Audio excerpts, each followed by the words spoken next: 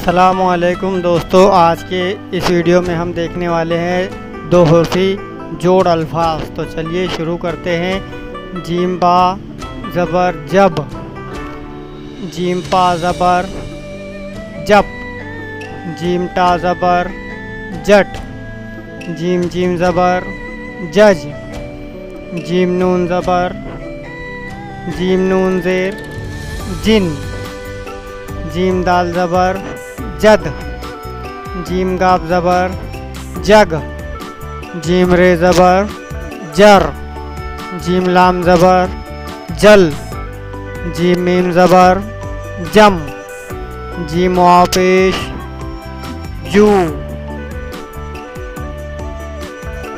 Gym या ज़ेर जी, gym या ज़ेर जे, खा दाल ज़बर खद, खारा ज़बर खर, खामीम ज़बर खम, खा वाव पेश खू, खाया ज़ेर खी, खाया ज़ेर खे पेश चुब,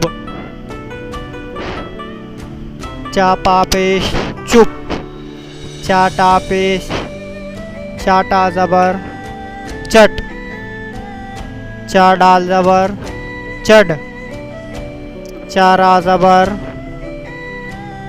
चर, चारा ज़बर चर, चाड़ा ज़ेर चिड़। तो आज के वीडियो में इतना ही।